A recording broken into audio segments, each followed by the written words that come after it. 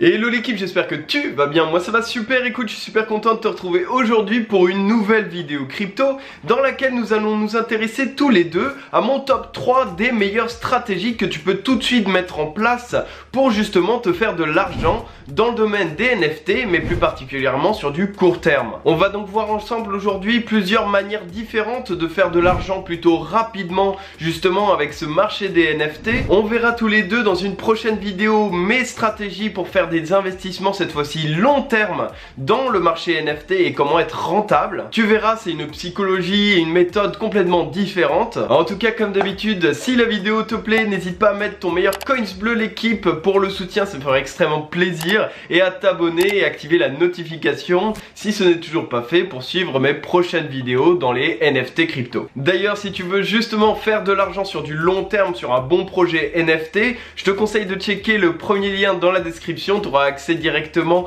à ma collection NFT. D'ailleurs, ma dernière vidéo t'explique tout si tu ne l'as pas vu. Je te conseille vraiment de t'y intéresser car il en reste encore quelques-uns en vente et que la suite risque d'être très intéressante. Bref, allez, on est parti. Alors pour commencer, avec la première stratégie que j'ai à te présenter, c'est tout simplement réussir à faire du bénéfice sur les sorties de collections NFT. Ce qu'il faut déjà que tu saches, c'est que quand justement un projet commence à sortir sur le marché, il existe plusieurs formes de lancement. La première et la plus connue reste le fait de mint justement un NFT sur un site officiel. Pour te simplifier le tout, c'est tout simplement une sorte de réservation d'achat direct du NFT sans savoir vraiment lequel tu vas acheter sur le site officiel avant que ça soit mis en vente sur une marketplace comme par exemple OpenSea qui est la première en soi sur le réseau Ethereum. Ce mint te permet donc de rentrer dans les premiers dans le projet et de justement réussir à avoir un prix intéressant en fonction de ce qui pourra être vendu ensuite sur la marketplace. Je te donne un exemple, tu mintes à 0,3 Ether un NFT sur le site officiel du projet et le lendemain, le surlendemain, la collection sort enfin sur la marketplace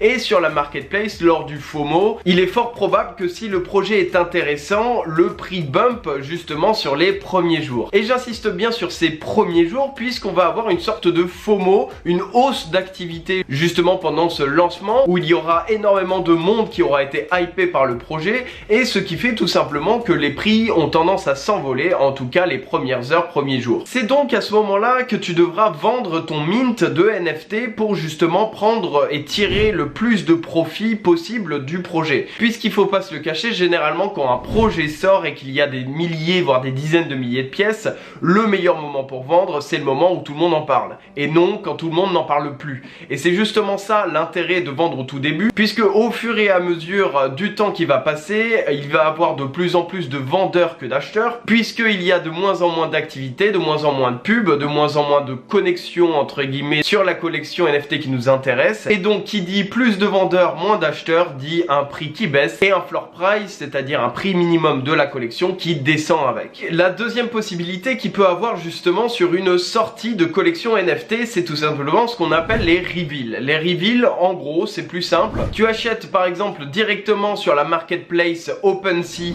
donc des NFT qui se ressemblent tous et qui seront révélés à une date donnée et qui permettra à chacun d'avoir un NFT avec une rareté différente entre une NFT et une autre. Grossièrement, si tu tombes sur une collection avec 9000 tokens, eh bien si tu as le numéro 1, numéro 2, eh bien forcément il va valoir beaucoup plus que le numéro 8000, 8500e. Et bien c'est là que ça va se jouer et que la stratégie sera déjà différente de ce que tu pourras avoir sur un projet qui mint de façon classique sur son site officiel. L'intérêt ici c'est justement de pouvoir vendre ton NFT juste avant le reveal du projet en lui-même. Et là tu peux me demander, mais Valentin c'est un peu illogique ce que tu nous dis, ça tombe, on va avoir un super truc et puis on va pouvoir le revendre le triple. Je suis d'accord avec toi, c'est une possibilité effectivement, par contre tu risques quand même d'avoir plus de pertes que de gains, je t'explique pourquoi. En gros ce qu'il faut te dire c'est qu'un reveal permet à tout à chacun d'avoir justement une vision de leurs investissements. Une partie seront super contents et du coup auront justement réussi à avoir des tokens rares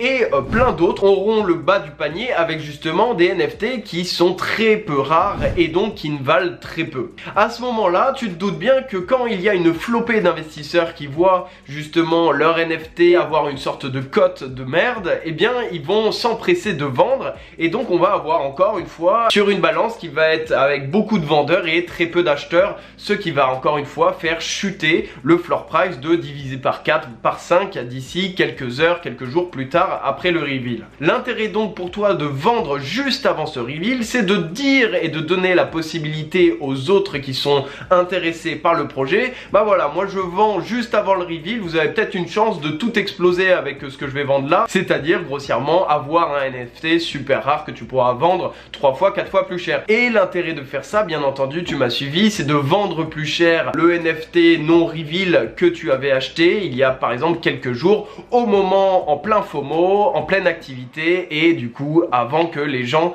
sachent si c'était un bon ou un mauvais investissement. Bien entendu, et tu dois le prendre en compte pour toutes les stratégies que je te présente là dans la vidéo, c'est de choisir évidemment des bons projets où il y a justement des transactions, une communauté, etc. D'ailleurs, si ça t'intéresse, je ferai une vidéo sur le sujet, comment réussir à repérer les bons projets NFT pour justement faire ce genre de plus-value. Donc si ça t'intéresse, n'hésite pas à me le mettre en commentaire, je me ferai un plaisir de le faire sur la chaîne. Alors maintenant, deuxième stratégie que j'ai à te présenter, c'est tout simplement comment réussir à faire ce qu'on appelle des bonnes transactions en flip. Le flip, c'est tout simplement le fait de faire de l'achat-revente de NFT lorsque un projet est déjà sorti. L'intérêt, tu m'auras compris, c'est par exemple d'acheter un NFT à 1,2 Ether et de le revendre derrière à 1,6, 1,7 voire plus Ether pour te faire une différence et faire du cash derrière. Pour cette stratégie-là, on a besoin d'avoir justement des projets avec énormément d'activités. Le mieux, ça serait justement d'avoir des activités toutes les 10, 20, 30 minutes pour justement te sécuriser sur l'achat que tu vas faire. C'est-à-dire que un projet sans volume d'achat, et bien forcément, tu l'as compris tout à l'heure, et bien on a une perte dans le prix de vente justement de cette collection NFT. Donc déjà, vérifie effectivement s'il y a beaucoup de transactions. Le mieux pour ça, même pas besoin au final d'aller chercher trop dans les détails de chacune des collections pour voir si effectivement il y a une communauté, il y a de l'activité, et bien c'est tout simplement déjà d'aller sur OpenSea, ensuite cliquer sur Ranked et de voir justement les premières collections qui sont censées avoir le plus de flux de transactions ces derniers temps sur la marketplace. Donc là-dessus, sur un investissement court terme, tu auras beaucoup de chance justement de trouver un acheteur sur les investissements NFT que tu as pu faire sur la collection. Ensuite, une fois que tu as trouvé par exemple la collection qui peut t'intéresser, ce qui peut être justement primordial pour faire un bon investissement maintenant, c'est aussi de calculer la rareté des NFT que tu peux potentiellement acheter. Pour ça, moi j'utilise personnellement Rarity Tools que je te mets dans la description. Il n'y a pas d'affiliation, il n'y a pas de partenariat ou quoi. Je sais que des fois vous me demandez ça dans les commentaires. T'inquiète pas, si je fais du sponsoring sur une de mes vidéos, je te le dis en tout début, comme ça il n'y a pas de souci. Bref, donc prenons l'exemple tous les deux de la collection Cool Cats qui est justement sur OpenSea et qui est disponible aussi sur Rarity Tools. Faisons donc un cas pratique. Je souhaite investir du coup dans cette collection sur du court terme afin de revendre directement mon NFT derrière et pour justement faire des bénéfices. Dans ces cas-là, je vais commencer déjà à regarder le floor price, donc c'est-à-dire les premières NFT qui sont mises en vente. Donc je vais cliquer sur Buy Now, donc celles qui sont directement disponibles à la vente. Et je vais donc typiquement regarder les premiers prix qui sont par ailleurs aussi affichés en haut de la page de collection. Donc une fois que tu as cet élément-là, tu peux justement aller directement sur le site Rarity Tools. Tu vas donc mettre un prix juste supérieur au floor price, c'est-à-dire là on est à 10,66 Ether. Allez, on va mettre 11 Ether justement pour l'expérience. Grosso modo, là du coup à gauche, j'ai demandé à Rarity Tools de me trier clairement tous les NFT qui sont en vente dans ces collections pour un prix inférieur à 11 Ether.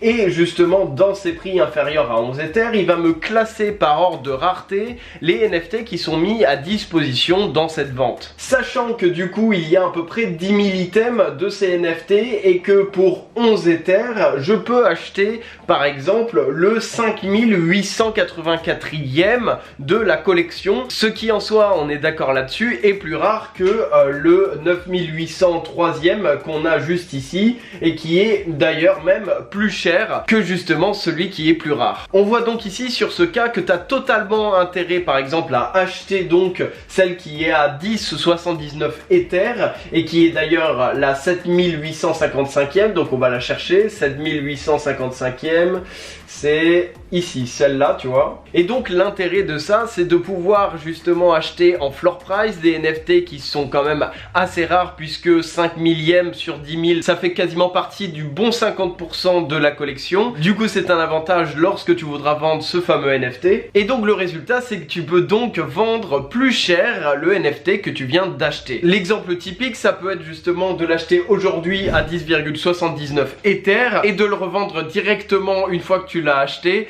à par exemple 11 Ether, 11,5 Ether, ce qui n'est pas une grosse différence mais ce qui fait ma foi déjà du beau 0,7 de bénéfice sur la transaction et 0,7 Ether c'est déjà un bon 2000 €. Bien entendu dans cette stratégie de flip il y a deux choses à prendre en compte. Déjà la première chose ce sont les cycles des NFT. Comme tu le sais très bien les NFT c'est comme les cryptos, il y a des cycles baissiers et haussiers et pour justement les reconnaître il faut déjà se dire que les cycles NFT sont généralement inversés au cycle crypto. Donc on verra ça tous les deux dans une prochaine vidéo, je t'expliquerai pourquoi cette raison là et ce qui est en soi un indicateur assez simple à prendre en main pour justement réussir à savoir dans quel cycle tu te trouves. Bien entendu ce n'est pas vrai pour toutes les collections car forcément il y a des collections qui ne marchent pas ou d'autres qui marchent extrêmement bien et qui ne sont pas ou encore très peu influencées par la hype du marché NFT. La deuxième chose à prendre en compte c'est tout simplement de réussir à vendre tes NFT et ne pas attendre que justement le prix rechute derrière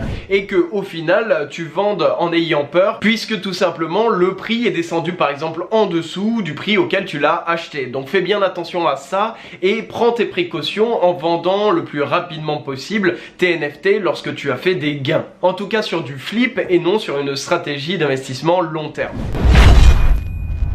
La troisième et dernière stratégie que j'ai à te présenter, c'est tout simplement le fait de faire des propositions d'achat inférieures au prix actuel du floor price. Je m'explique. En gros, sur un projet qui a par exemple un petit peu de temps, eh bien il va avoir forcément des vendeurs qui vont représenter le floor price avec un prix disons de 1 Ether.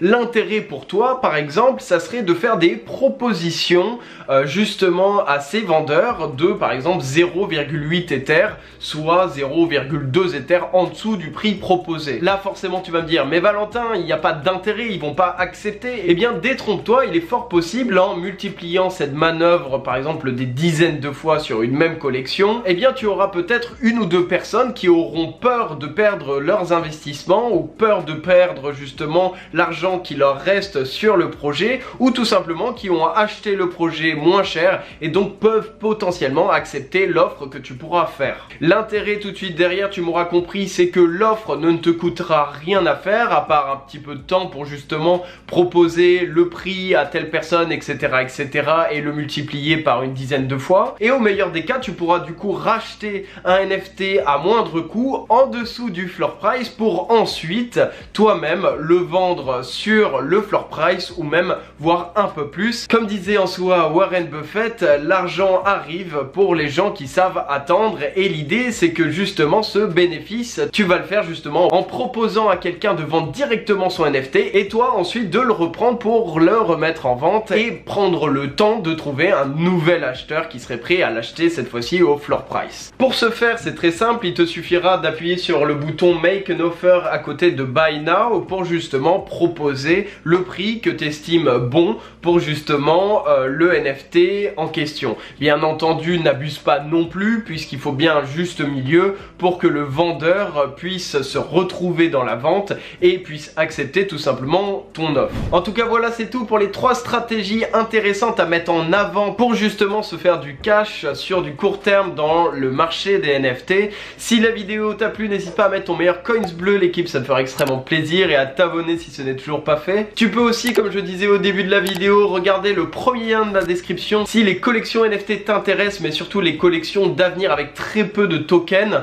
Je vais travailler énormément dessus sur ces prochains mois, donc ça risque d'être explosif. En tout cas, porte-toi bien, nous on se dit à dimanche prochain pour une nouvelle vidéo. C'était Valentin pour vous servir. Allez, salut!